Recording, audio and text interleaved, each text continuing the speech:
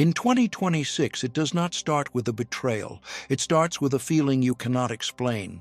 You walk away from a lunch, a phone call, a quick catch-up, and your chest feels tight in a way it did not before. Nothing bad happened. Nobody yelled. Nobody insulted you. Yet you feel smaller, like you just edited yourself for an hour and called it friendship. You replay the conversation later and realize you were smiling while your body was bracing. You were agreeing while your inner voice was going quiet. You were present, but you were not safe. Here is the painful part most women are afraid to admit. You are not suddenly distrustful because you are damaged. You are distrustful because you have finally stopped betraying your own perception. Jung would call this the moment the psyche withdraws energy from the persona, the mask that keeps the peace. When that mask starts cracking, your sensitivity does not disappear. It sharpens. You begin noticing what you used to tolerate. Not the obvious cruelty, but the subtler wounds that slowly drain your life. It is the friend who only knows how to bond through complaining, so every conversation becomes a storm you have to carry. It is the group that laughs when someone is vulnerable, so you learn to keep your truth light, so you do not become the next target. It is the way your success is met with a quick subject change or a joke that lands like a needle. It is the way you feel obligated to respond fast, to prove you still belong.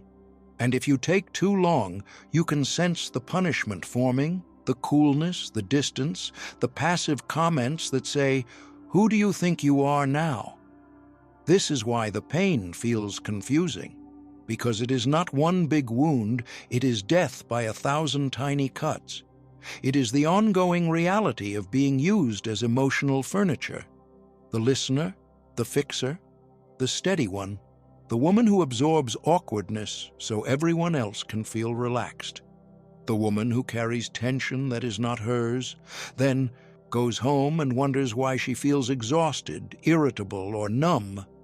And the most painful truth is this: sometimes your body is not tired from your life. It is tired from the role you keep playing in other people's lives. So yes, in 2026, many women are not becoming cold. They are becoming awake. They are starting to value safety more than being liked. And that awakening hurts because it comes with grief. Grief for how long you stayed.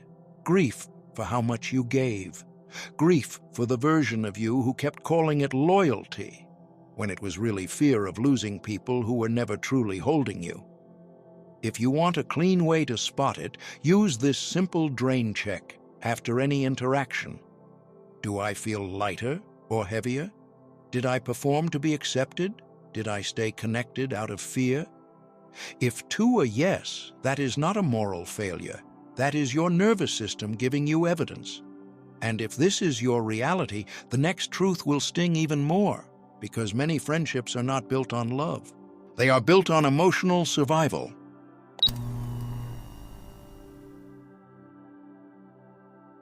Some friendships do not begin with love. They begin with a life raft. Two people meet in a hard season, and the connection forms the way people grip a railing in a storm. At first, it feels like fate. Finally, someone who gets it. Finally, someone who understands your stress, your loneliness, your anxiety, your invisible workload. But over time, you notice something unsettling. The bond does not deepen into truth. It deepens into a habit. It becomes a routine of survival, not a relationship that helps you become more whole. This is what emotional survival friendship looks like in real life. You get a text that says, "Are you free?" And you already know what it means. It does not mean they want to know how you are. It means they need to unload, and you are the chosen container. The conversation starts with a problem, climbs into a spiral, and ends with you holding the emotional bag while they feel lighter. You hang up and stare at the wall, heavier than you were before, wondering why your chest feels tight. why your energy feels borrowed, and then you feel guilty for even thinking this, because you were taught that being a good woman means being endlessly available. In friend groups, it can get even stranger. Everyone bonds through shared complaining, shared stress, shared gossip, shared resentment toward life, toward men, toward work, toward other women. The laughter is loud, but the air is heavy. If you show up calm, you feel like an alien. If you stop participating in the usual loop, you feel the temperature change. One day, you decide you do not want to spend the whole night tearing someone down, and suddenly, you are acting differently. Another day, you say you are focusing on your health, your finances, your healing, and the room goes quiet for half a second, as if your growth has threatened the agreement. Because the pact was never, let's support each other. The pact was, let's stay the same together.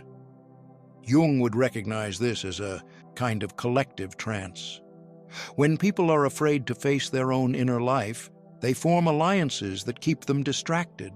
Shared complaining becomes closeness. Shared avoidance becomes loyalty. And if you are the friend who listens deeply, who validates, who absorbs, who always knows what to say, you become the stabilizer of the group's discomfort. That is why, when you begin to change, the punishment is rarely direct. It is subtle. A delayed reply, a joke with a sharp edge, invitations that stop coming, a silence that feels like a warning. It is not always hatred, sometimes it is fear, because your healing forces a question they do not want to answer. If she can grow, why am I still stuck?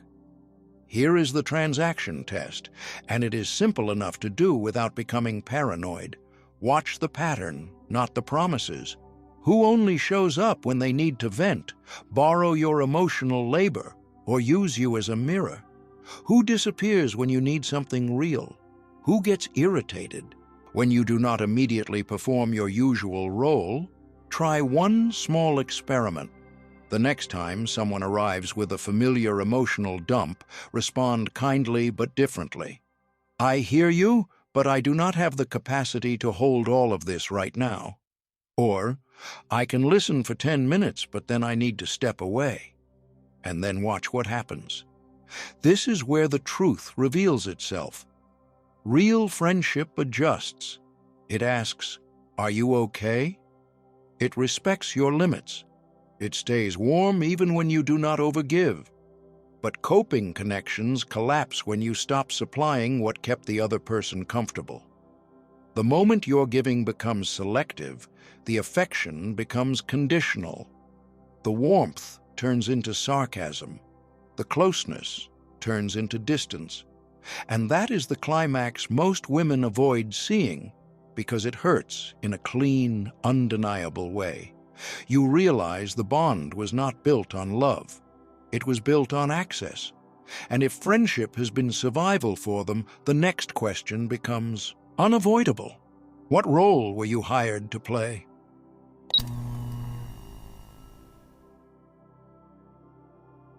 There is a particular kind of love that feels warm, but only as long as you stay useful. It is the love you receive when you are the one who answers fast, calms the chaos, carries the secrets, and smooths the air before anyone else has to feel uncomfortable. You are not appreciated for your full humanity. You are appreciated for your function. And for many women, this is the most painful realization of adulthood. Some people did not choose you. They chose the role you played. In real life, it starts innocently. You become the listener who never interrupts, the fixer who always has a solution, the peacemaker who can sense tension before a word is spoken. You are the friend who remembers birthdays, checks in after a hard day, and holds space when everyone else changes the subject. When conflict erupts, you translate it into something softer, so no one has to face what is raw. When someone is rude, you excuse it. When someone disappears, you understand. You tell yourself you are being mature, loving, and evolved. But slowly, the mask tightens. Your kindness becomes a contract you never signed, and your silence becomes the price of belonging. Jung would call this a persona, the social self you wear to survive the tribe. The persona is not evil, it is protective. But it becomes a prison when people only reward the mask and punish the real woman beneath it. In these dynamics, you are loved as long as you remain convenient. Loved as long as you laugh at the same jokes. Loved as long as you never need too much. Loved as long as you do not bring your own sadness into the room. Loved as long as you keep forgiving what keeps wounding you.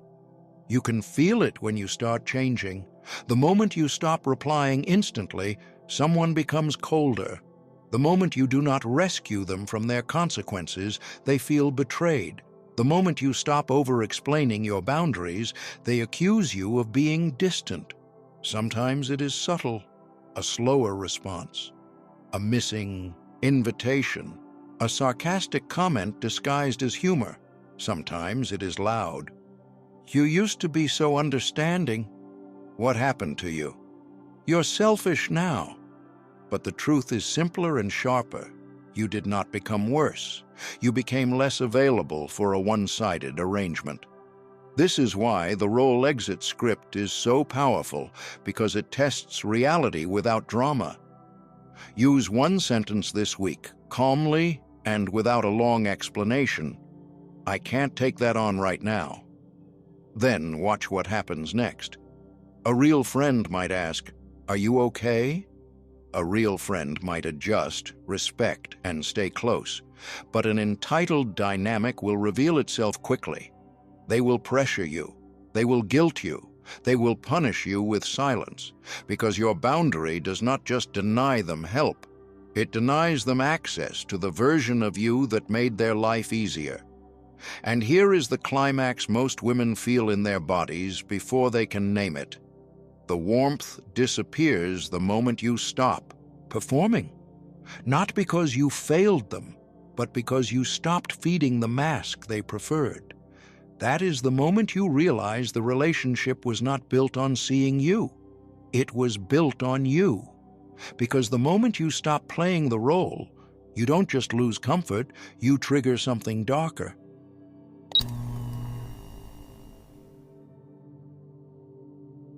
Anger often arrives disguised as a joke. It shows up the first time you say, "I'm not doing that anymore." And the room goes quiet for half a second, then someone laughs and says, "Wow, you're so serious now."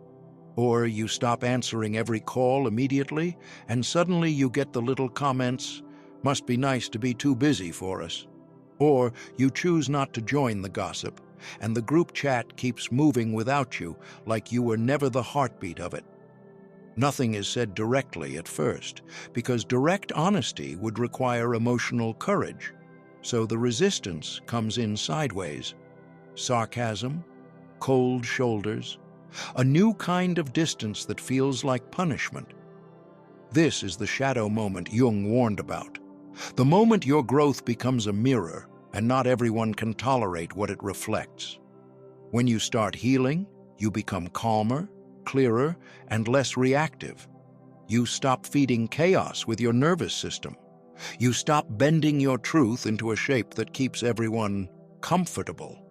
And for friends who built the connection around your availability, your calming presence, your willingness to carry discomfort for them, that shift feels like betrayal. Not because you harmed them, but because you stopped playing the part that kept the old balance. Real life makes this obvious. You used to be the one who listened for 2 hours while they spiraled about the same relationship, the same boss, the same drama, and you never asked for anything back. Then, one day you say, "I'm not in the headspace for this tonight," and they act offended as if your boundary is an attack. You stop apologizing for being tired, and they label you different. You stop tolerating the little disrespect, the backhanded compliments, the way they speak over you, and suddenly you are too sensitive. You start taking care of your body, your sleep, your peace, and they call you selfish because your nervous system is no longer available as their public resource. What they are reacting to is not your growth. It is what your growth exposes. Your boundaries highlight their lack of boundaries. Your peace shines a light on their addiction to chaos. Your self-respect threatens the old hierarchy where you were always the one who bent, the one who swallowed it, the one who stayed soft so others could stay unaccountable. And the most painful part is this: some people would rather lose you than lose the version of themselves they could be around you. So here is the practical value, the trigger decode, and it can save you years of confusion. When someone attacks your growth, pause and ask yourself, quietly and without drama, what part of them is being challenged by this new version of me? Is it their need to be the victim while you play rescuer? Is it their fear of intimacy now that you are no longer chasing? Is it their insecurity now that you are no longer shrinking? That question turns their reaction into information, not a verdict on your character. And as you keep watching these patterns, one truth begins to ache in a new way. The deepest wound is still ahead, because sometimes they were not angry at you at all. They were angry at the loss of the role, and that means they never truly saw you.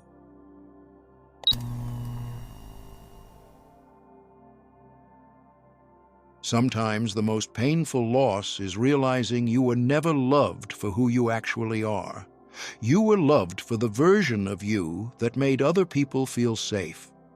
The one who always knew what to say.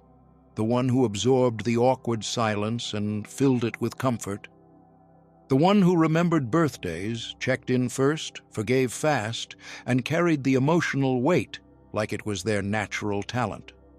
Jung warned that projection is one of the most common illusions in human relationships because people do not always meet you as a real person. They meet an image they have placed on you, a role that quietly serves their needs. And for many women, that role becomes a symbol. The strong one, the wise one, the unshakable one, the one who never breaks. At first, that symbol feels like respect. It can even feel like intimacy. People come to you for advice, for comfort, for validation. They say, "I don't know what I'd do without you," and it sounds like love. But over time, the praise starts to feel like a cage because it only applies to the mask. The moment you show your human limits, the relationship destabilizes. The moment you say, "I'm tired," the energy changes. The moment you admit, "I'm not okay," the room gets awkward, and they quickly redirect to something lighter or back to their own story. The moment you need support, they vanish, not always dramatically, sometimes politely, slowly, with excuses that sound reasonable. "I've just been busy. I didn't know what to say." But your nervous system understands the message. Your needs are inconvenient to the version of you they are attached to. Real-life examples make it painfully clear. You finally tell a friend, "I feel depressed lately," and they respond with one sentence, then switch topics to their dating drama. You share that your marriage is strained, and instead of asking how you are, they give you quick advice and then stop checking in because your vulnerability asks them to be present, not entertained. You stop rescuing them from the consequences of their choices, and suddenly they punish you with distance. They call you different, or they go quiet, or they become irritated when you do not jump in the way you always used to. It is not because you did something cruel. It is because you stopped behaving like their emotional resource. This is how projection works. They were not attached to you. They were attached to what you represented for them: stability, wisdom, comfort, a free therapist, a soft place to land without having to grow. And when that projection collapses, it feels like grief because you realize the warmth was conditional. It was not, "I love you." It was, "I love what you do for me." There is a small, almost invisible question you can introduce into everyday conversations that quickly shows whether the connection is real or merely convenient. The next time someone unloads on you, pause and ask gently, "Do you need advice, support, or someone to listen?" Watch what happens. If they choose "just listen" and they stay respectful, there is a real connection possible. If they react with irritation, if they snap, if they make you feel guilty for even asking, they did not want a person. They wanted a tool. And when projections collapse, many women wake up alone, but something shocking happens next.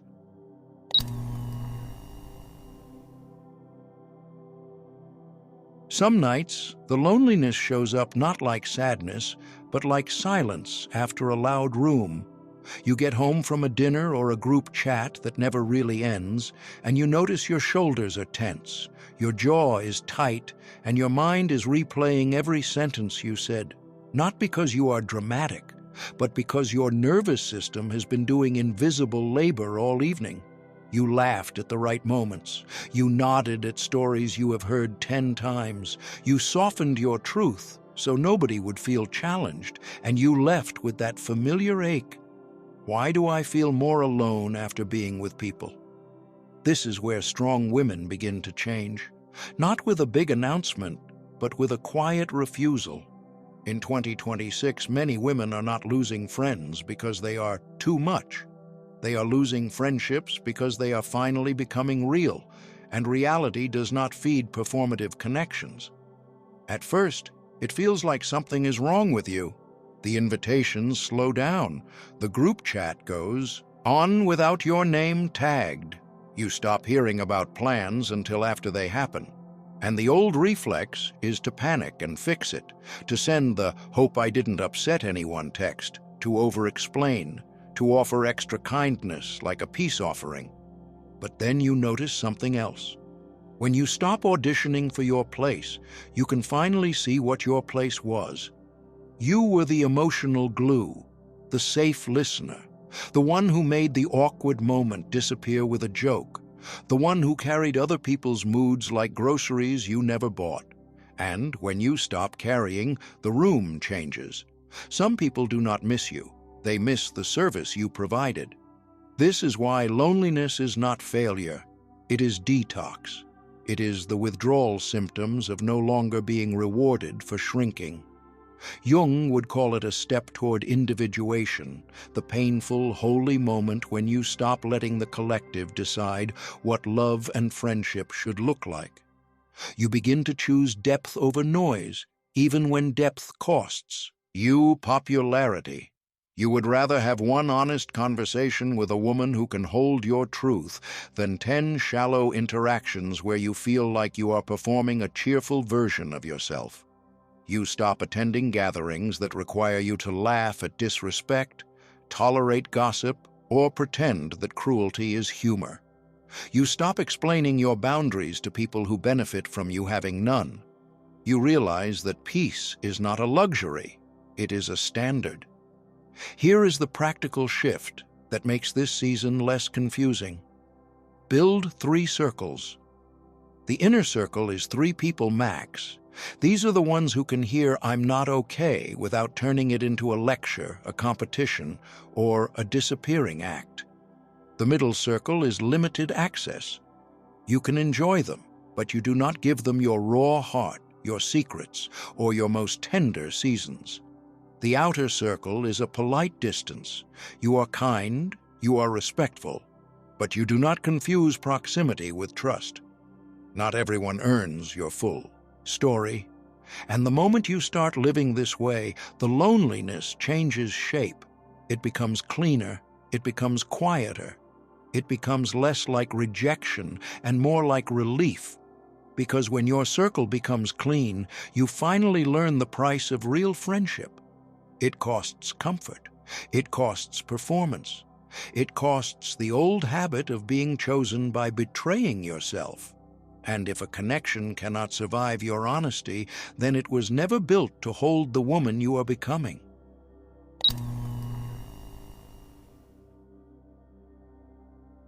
If this year has been stripping your circle down to something quieter, do not rush to label it as failure.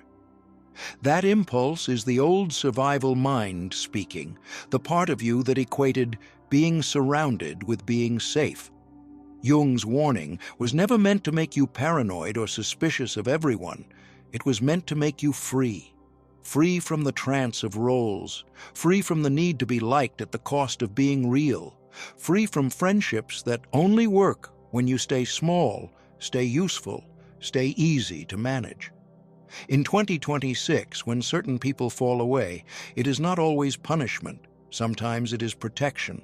Sometimes it is the psyche finally refusing to live inside an illusion, because the truth is simple and it is hard. Real friendship is rare, not because people are evil, but because truth is demanding.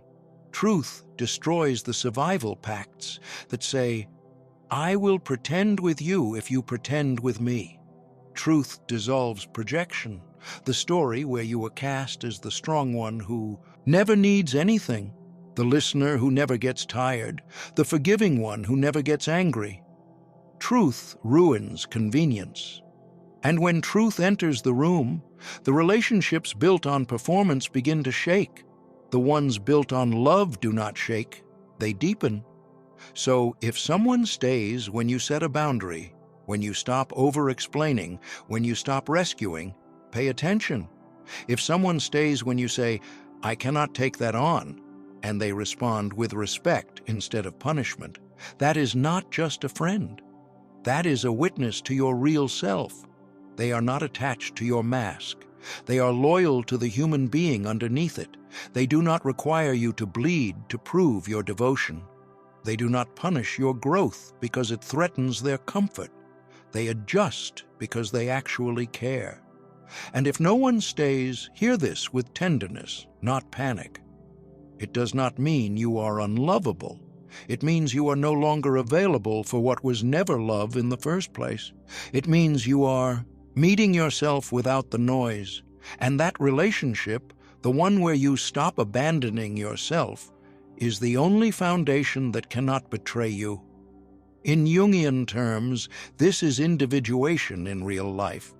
The moment you stop letting the collective decide what you should tolerate, you choose your own inner law.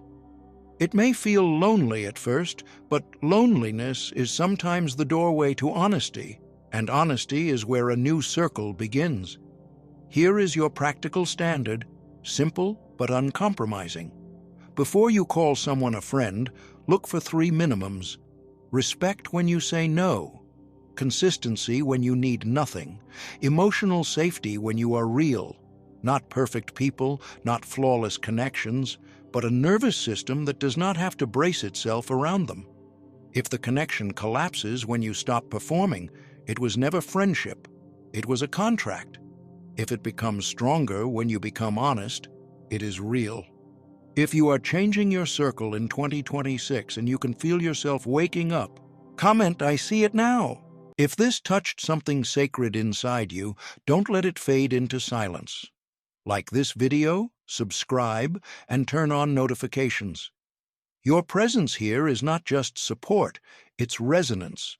And if you feel moved to give back, your donation becomes a quiet but powerful gesture that helps keep this light alive for others still walking in the dark.